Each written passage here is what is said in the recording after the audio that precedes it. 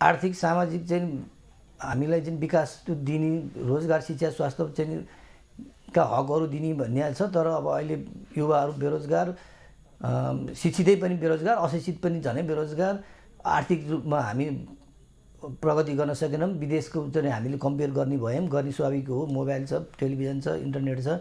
त्यो कारणले गर्दा ती सबै कुराको चाहिँ एकीकृत चाहिँ कुराहरू अहिले यो आएको। एउटा अनडेमोक्रेटिक पनि छौँ हामी। अब सिंहदरबारै जलायौँ, अब त्यो जरुरी थिएन, अदालतै जलायौँ। प्रहरीहरूसँग त जहाँ जुनसुकै आन्दोलनमा धक्कामुक्का हुन्छ।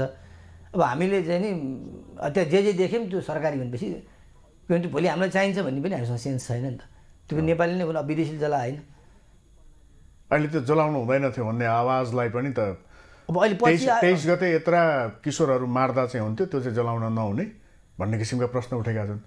सिंहदरबार आदि राष्ट्रिय सम्पत्तिको ऐतिहासिक दस्तावेजहरूको क्षति गर्न हुँदैन थियो भन्नुको अर्थ त त्यो दिन दमन गरेको ठिकै छ भन्ने अर्थ त लाग्दैन नि। लाग्दैन त। हामीले चाहिँ नि प्रहरी कार्यालयमै हामीले घेर्न सक्थ्यौँ।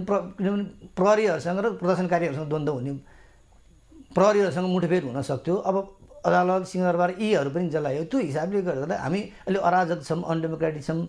अब यो हाम्रो राष्ट्रिय सम्पत्ति तोडफोड गर्नुहुन्न भने त्यो सिभिलाइज पनि भइसकेको छैन नि। त्यो आन्दोलनको दमन थियो, त्यसको प्रतिकार हुन पर्थ्यो, त्यसको रिस प्रहरीमाथि खनिन्थ्यो, त्यो स्वाभाविक हो।